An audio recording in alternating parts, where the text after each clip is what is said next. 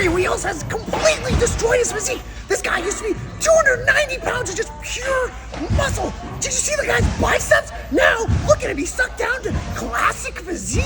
What was he thinking? He's the shadow of himself. He's not even conditioned. He just lost all that muscle. He lost all his strength. Now he can't deadlift anymore. That's all he was good for. Larry Wheels is done. I'm telling you, his career is over. That's it. Kaput. Larry Wheels deserved to win by so much versus Larry Wheels didn't deserve this. I can make Larry Wheels didn't deserve this. Everyone's watching this, and I'd be like, he didn't deserve second place. He deserved to win. And people are like, whoa, and then you watch the video, and it's like, it's a complete mindfuck. Like, no one knows what's going on. But that's the reality of it. People want to see you say bad things more than good things. It's not.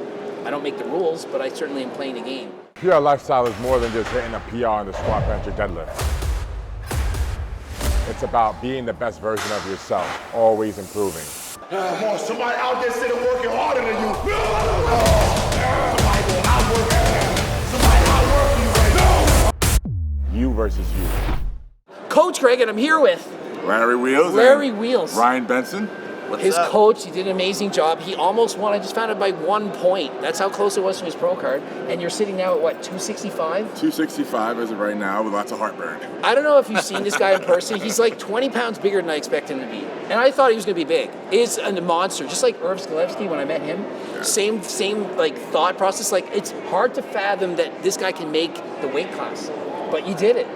Thanks to the coach, he made it in the weight. That was a challenge, that's for sure. You know, he walks around at 270 plus, you know, and when we decided to do this show, it was 6 weeks ago. And we were looking at the pro. My fault, actually, as a coach. I coached so many pros, I wasn't paying attention that it's 10 pounds lighter for the amateurs. We thought the whole time 242. Yeah. And they were like, oh, crap, it's 232. Yeah. So, I mean, we basically, old school wrestling style techniques was in sauna suits, and drop that water to make the weight. So my first question is, why did you decide like just 6 weeks out? Like, why not say, okay, we're going to prep like 3 months or 4 months? Like, why not just ease into it and take your time? Was it just, let's go, get it over with real quick? Like, what made you decide, the Olympia? Well, the main thing is we thought it was 242. So, 242, we can make that in 6 weeks. And I like shorter preps, even for powerlifting, 6 to 8 weeks. The longer I do the prep, the harder it is mentally. For example, a 12-week prep, I'm 6 weeks in, I got another 6 weeks. Yeah. Right? But if it's a 6-week prep, I know I can 100% commit, and there's no chance of me having a cheat meal or not sticking to the program, or for whatever reason, I can go all out, foot to the floor. But the longer the prep drags on, the harder it is mentally. Right? Yeah. So that's where I found my sweet spot. And my body is a hyper responder. Right, so I'm confident, and we pulled it off. Within 6 weeks, I can bring in 4% body fat, super conditioned level of bodybuilding physique to the stage, and we did that. And honestly, making weight for the first show really was no problem. I mean, once I dropped sodium, I lost 10 pounds in 2 days. Yeah, you dropped. It's typical. A lot of people lose. I've seen guys lose like 15 pounds in the last week. They're all like, "Oh, I'm 200. I'm going to be like 195 to 200 stage." I'm like, we'll see.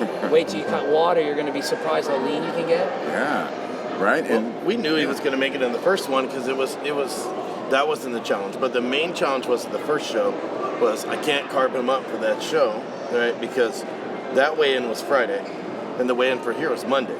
So we're talking about from Friday to Monday, we can't have any rebound, right? So we have to do this just getting down there, keeping the weight down. Can't really carb up. So we knew with the first show, the level of competition wasn't going to be like it was here. Yeah. We could win that show pretty easily without being fully maxed out. Yeah. And then we knew we could afford to carb up. So this show was about 10 pounds heavier a week later, but I would say probably sharper conditioning actually than he was the week So prior. I got to know. So I made multiple videos, and he weighed in around 230.5, and then I have no experience with somebody doing a show like 2 days later. I've done it a week later. So I was predicting, you were saying 245 to 250. I was like, man, 240, because I felt like he would spill over. But what did the weight on stage end up being? Like, what were you actually? 240, right? so I was actually like 238 to be exact. 238. I remember about to hop on stage 238. That is, I mean, I know you were probably hoping like 245, but that is an amazing improvement. Like, because you weren't holding water, you looked ridiculous, and it was all muscle, like 7 pounds of glycogen muscle. So it clearly worked out. Now, if you can make it down to 232 again and put all the muscle in the right places and get the pro card, then 10 more pounds, that's going to make a huge difference. Like, Absolutely. unbelievable. Absolutely. I'll be able to really fill out my frame. And right now, especially after stepping on stage against other classic competitors at my height, they're both 6'1", right? Yeah. I saw, wow, I have a very dominant upper body versus my lower. Yeah. And they have the opposite problem, right? I found they have a very dominant lower body and wasn't really matching the upper, but it seemed like that's the classic flow, right? Like slightly thicker legs than the upper body, right? I think if you worked on like balancing out the legs, you could have more balanced leg development. One leg catch up to the other, but even get bigger. But like the thing is, you're at the limit of weight, so you can only do so much. But your back is so good, like you could literally stop training your back for 6 months and still be like crazy. So is that at all in your mind? Like, I'm just gonna not train back for like a while and just focus on legs and balance it out. Like, what were you gonna do? Right. So that's what we're talking about right now. Is that if I had to do that, I would, right? Because now I know where my potential lies, right? A few years ago when I did open bodybuilding, I got a taste of what it would be like, right, to be an open bodybuilder and be competitive. And I thought to myself, this isn't going to work. I'm not doing this any longer. I saw the guys at 6'1" that are 310, 20, 30 pounds in the offseason. Like, that's not going to be me. Yeah. Right? I mean, I could comfortably sit around 270, uncomfortably 280, 285, and even still, I wouldn't stand a chance against anyone at my height in open division. Yeah. So I said, okay, in classic, I feel like in the offseason, the top guys right now are 6'1", Urs, Bumstead, for example, and in the offseason, like 265, 270. So I'm thinking, well, okay, I can work with that. That's where I sit in my offseason. That's how tall I am. So why not I try and play with my genetic gifts like they have? So I say, if I had to take off 6 months from not deadlifting or not training my back and just focus on my legs, would my physique balance out? That's a coach question. I don't know. What do you think of that? Yeah, absolutely. The thing is, I'm never a firm believer in bringing other things down to balance out. It's tough. Just bring everything else up. You know, I know we're at a weight cap, but that first show we weighed in at 230.5. I believe that an extra 2 to 3 pounds of muscle in the legs and maintaining the same size in the upper body, we can still make weight, and he would make the improvements. That would be the improvements he would need. I mean, you ask my personal opinion, and probably the 99% of the people at the show, he won the show already. You know, so I didn't think it was close. But, you know, it's the way it goes sometimes. I do believe that Larry, and I'll put this out there, I believe he has what it takes to stand with any of the guys in the top 5 at the Mr. Olympia within the next 6 months to a year, right? Yeah. Training. So why, are you going to wait? Like, I mean, you're shredded now. There's other pro qualifiers. It doesn't have to be the amateur Olympia. Right. And what I want to do is next time I step on stage, I want to have a transformation with my legs. Yeah. I don't want to get on stage again and bring a similar package. I want to shock the world. Yeah. Right? There's a lot of pressure on Brian and I, right? And I hold myself to a very high standard. I know what I'm capable of. And if I get on stage in a month, are my legs going to be dramatically different? No, not in a month. Sure, maybe it's a quick way to my pro card, but I'm not in a rush. Yeah. I want to get on stage and shock the world.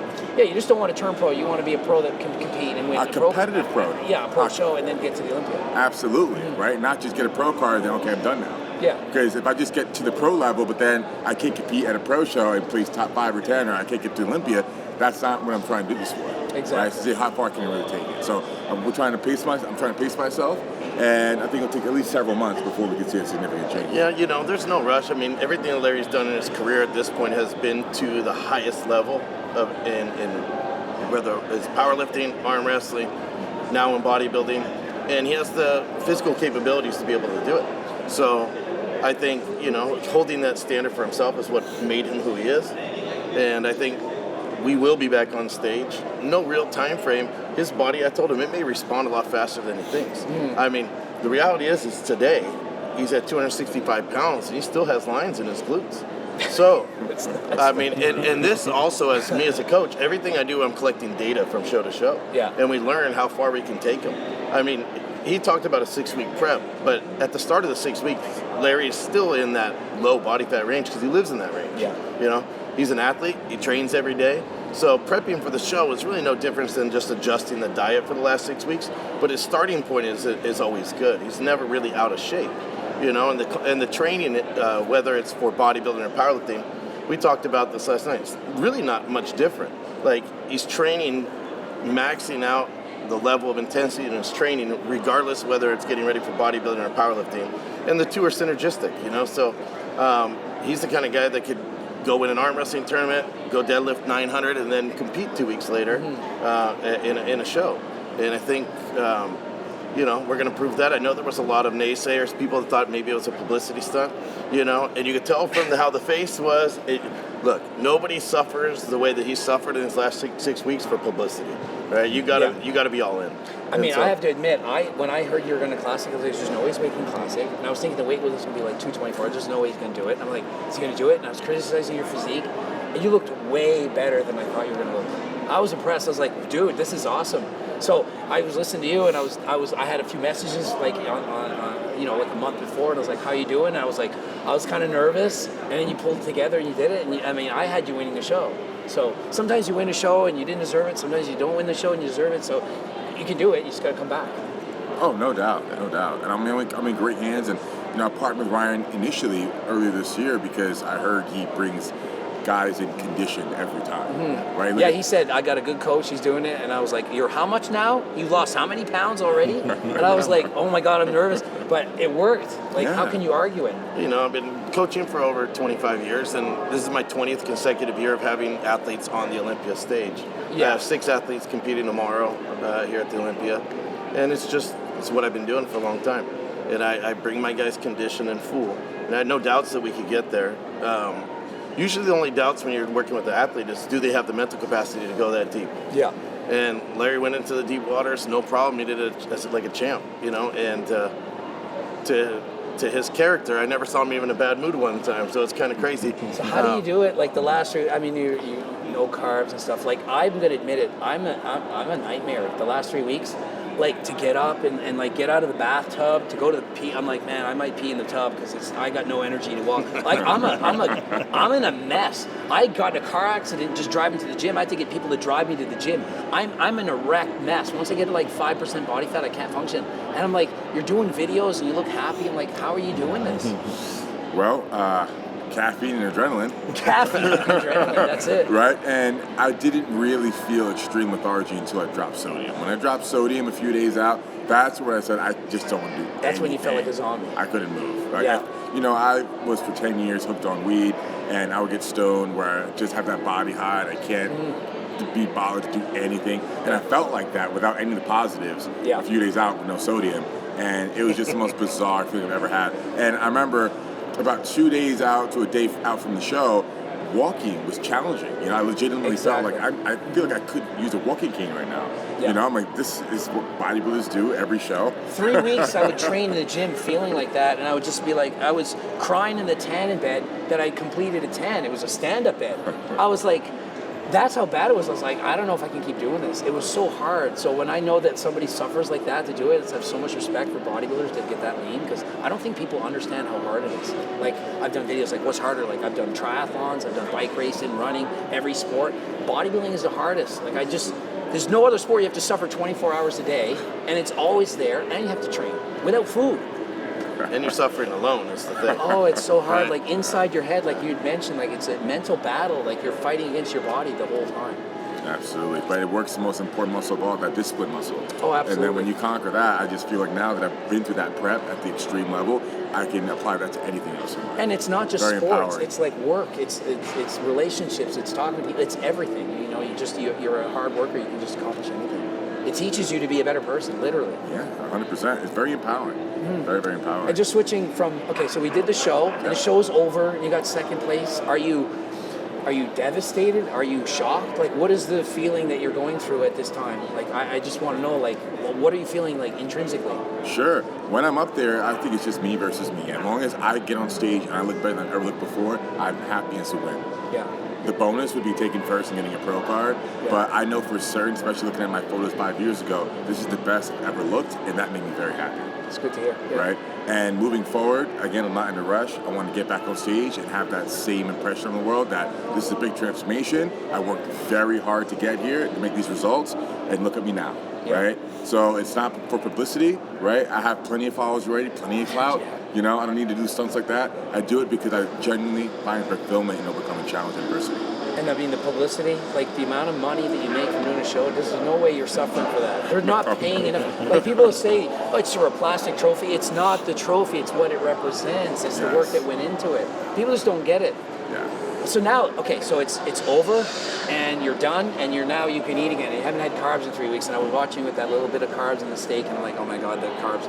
Like, how incredible is it to eat after the show is done? It's so dangerous. I mean, I could go through the food I've had right after the show, but we'd be here for another 20 minutes. My brother said, ask him if the floodgates were open, if he could shut them. Like, once you start eating, it's like the damn walls are open. You can't even stop the chocolate bar from going to your mouth. Like, Yeah, is it crazy? It's like the signal that your stomach tells your brain that, hey, I'm full, was just not working, disconnected. The plug was unplugged. Yeah. So my stomach was in knots, stretch, and pain, yet I'm starving. Yeah. I just couldn't stop sucking There's my no face. end.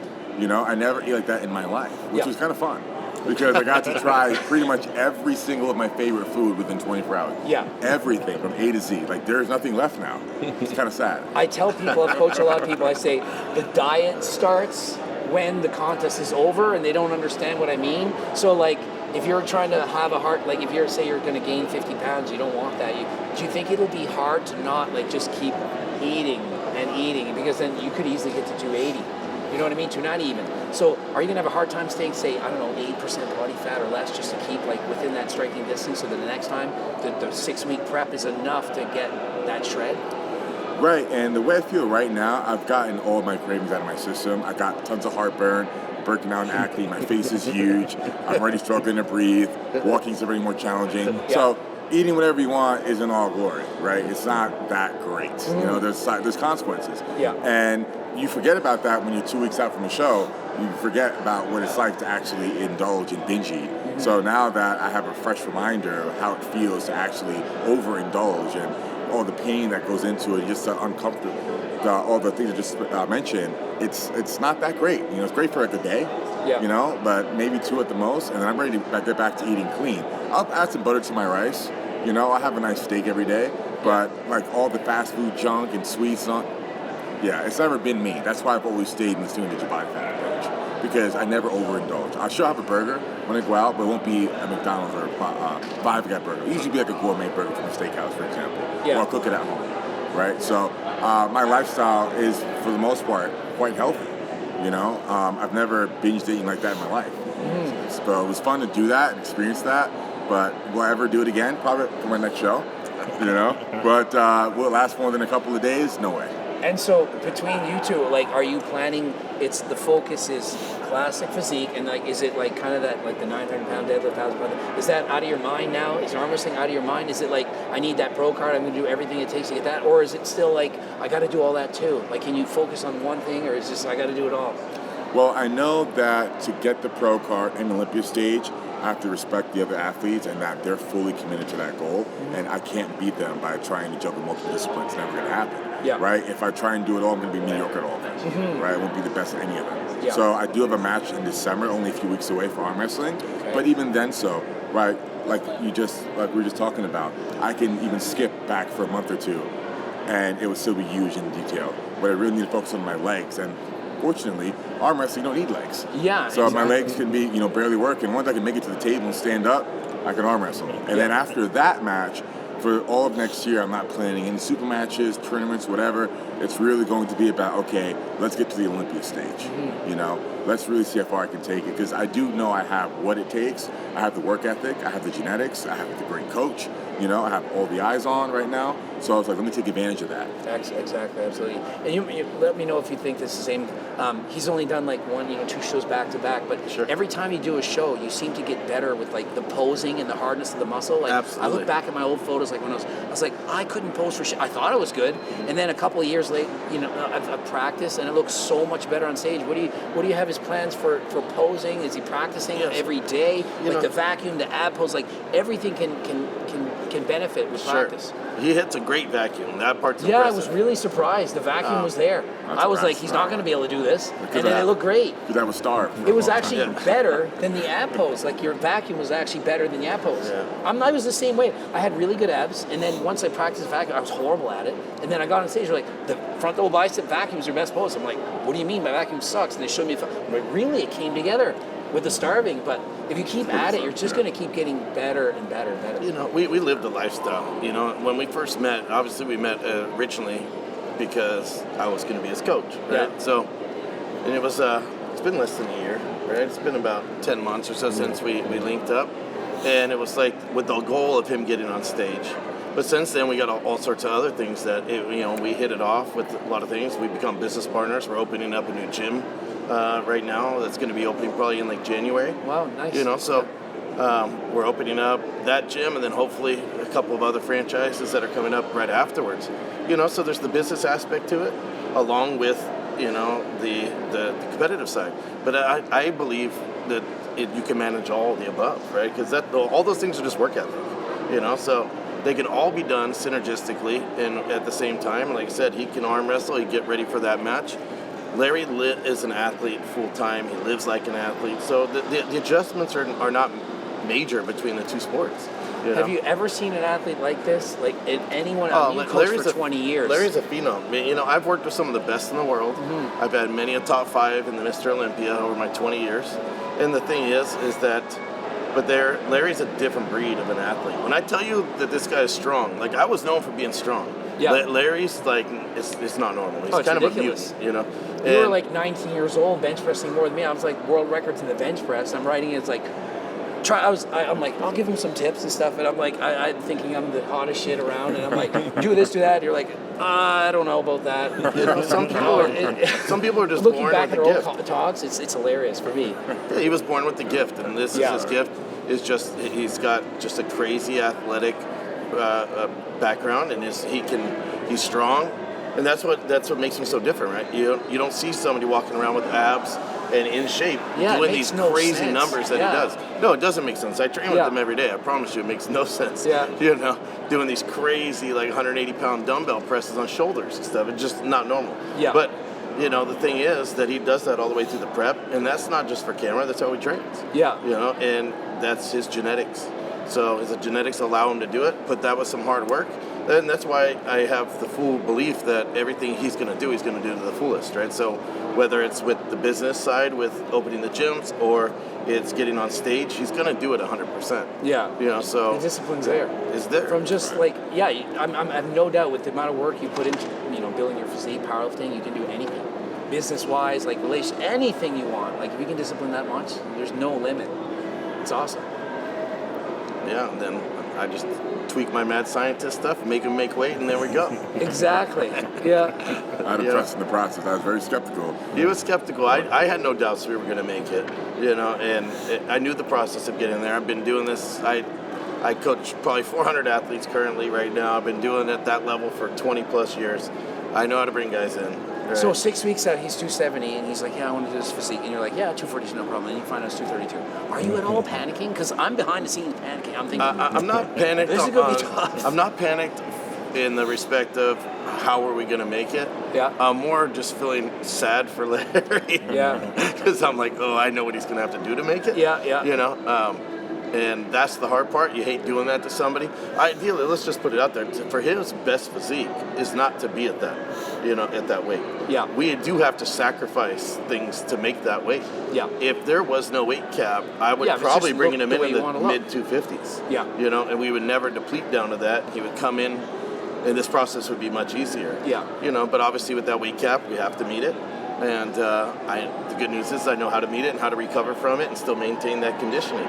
Yeah. And it really is just a science. It's knowing how to balance and then also learning individual people's bodies. And got a chance to learn a lot about his body from the first show. And we took that over into this next show, and we learned more from this one, and we'll be able to apply that again in the next one. So he will be a better athlete every time we get on stage, and I'll be a better coach every time he gets on stage because I get a bigger window into how fast his body responds. So I was very happy with the physique we brought to this stage. I do know we can get better, and we will be better. So I need to know some more details, like calorie intake, prepping for the show, and then how many calories you're going to eat after now, and like I'm all about calories. The one is like, tell everybody, like, how much was he eating? To be honest, and the people are going to hate on this, but you lose muscle like that. 100%, we understand that. He was probably down to around 1,200 calories a day. 1,200. Yeah. right around 1,200 calories a day to get his weight to where we needed it to be. Yeah. Is there some muscle wasting in there? Probably along the way, maybe a little bit. Nothing that we can't recover from immediately. Obviously, he's back to 265 today. You're growing as we speak. Like right now, So- his biceps are Swelling growing. up. You can feel it. You know, we did have to go to a major deficit. You know? Well, But- remember, Chris was down to 1,800. Yeah. Just to get down to his, like, was last year, the year before. That's low. But the thing is, I'm a firm believer in not overdoing the cardio, right? So we kept his cardio fairly low the whole time. I would rather do it from the diet than to add in too much cardio. I'm looking at every way that we can spare any kind of muscle wasting through this process. How can we mitigate some of that muscle wasting, and how can we get there with the least path of resistance, right? So we kept him never more than 45 minutes of cardio. At steady state, slow walking cardio. We did it through the diet. you know? I'm a fan of steady state over HIIT cardio. Like, imagine with that lack of energy having to, like, run for 30 seconds in a while. How is anyone even doing that? Your muscles and your legs would just disappear. And then we train, and then when he was tired after training, we practiced posing immediately after when he was already tired, so we could work on the posing conditioning, you know, and that's just things that we just do daily, every day in the gym. I don't know how you did it. Like, being that hands-on, like, I've coached a lot of people. I don't know how you did it. You must just do it, like, 24/7. It's on your mind. Well, you know, that's all I do. Yeah. You know, that's all I've done my whole life. So Larry moved right up the street from me, Yeah. which is right up the street from my gym, which is a private gym, you know, so it's only for me to train my athletes. And it's all about the environment you put yourself in, too. I have 7 other athletes that were prepping for the Olympia at Yeah. the same time in that gym. We train together. It's synergistic. Everybody's in there. So he's not the only one suffering. They're all suffering. Everybody's kind of, and then it also gives you, because the environment you're in, right, just kind of sets the gauge, too. When you're seeing other people and you see that they're doing, you see the level of conditioning they're at, you can gauge and go, okay, I can push a little harder. This guy's doing the same thing. He's actually a little leaner than I am at this point, you know? So it's important to be around that. So a lot of people think they look great at their local LA Fitness till they show up to the show. Until you see know? what a guy that, like, is 4% looks like, and you're like, oh my God, I gotta, like, re-up. Usually I tell people is, when you think you're ready, you got 3 more weeks of dieting. Because you look really good, you're like, yeah, I got some striated quads, you got some blue lines. I'm like, you don't know what people can look like until you've seen them. It's unreal. So there's that higher level, and that my gym has several, IFBB pros in there every day, dozens of them, and most of them Olympians. So when you're around that environment, you have no choice but to be successful. Yes. And so just that environment helps. But it's one of those situations where Larry has that mental capacity. A couple times through the prep, I told him, it's going to be hard, and he said if it wasn't hard, I wouldn't want to do it. He likes that stimulation of that mental challenge, and he wanted to see if he could push his body there, and 100% he did. I don't think there's anybody out there at this point can say that Larry doesn't stand his own on his own up there as a bodybuilder. No. And so he's conquered that. That was the original goal, honestly, when he came to me. Do you think we could be in the top 5 at like a national show? And I said, we can win a national show. It actually exceeded his original expectations, but then when you get that taste, the expectations now, it's what's next, right? I as a coach, that's why every time he says, I'm not in a rush, and he looks over at me because I'm more like, let's just go get this thing done. So, but I'd like to get it done so we can just forget about 232 ever again. Right, it makes a big difference. But there is no rush, and we do have a lot of other things that are going on right now, like opening the gym and other businesses and things that we're doing. But no doubt, when we hit the stage again, which could honestly be sooner or later, you don't know. We're not putting a time frame on it. Yeah. You look at it and you go, when his body is ready, and not only the body, but when you got to be mentally ready too. You don't even want to talk about it after you just got off stage. You have to want to compete to do a show. Like, you have to, everyone that asks me, like, should I do a show? I'm thinking about doing a show. Nope, you shouldn't be doing it. You're thinking of, you need to be like, I want to do this show so bad, I can't wait to do the show. If you're like on the fence, imagine going through that suffering to be like, yeah, maybe I'll do it. I'm kind of thinking I'll decide last minute. You have to be all in invested to do that. Well, we all know 90% effort in bodybuilding doesn't equal 90% results. No. You're either 100% and you're good, or 90% you're just not good. You're not even doing it. So if you're not all in this, you're nowhere close. You're not going to be relevant. So it takes 100% commitment in this sport to be good. And so you're traveling around the world all the time, doing collaborations with people and train hard, which I don't know how you do. I travel, I can't push hard, which you're able to do. But do you have plans to do less travel to stay, or are you able to just meet up and train everywhere and you can get the same workout with someone versus yourself? Like, is there a big difference?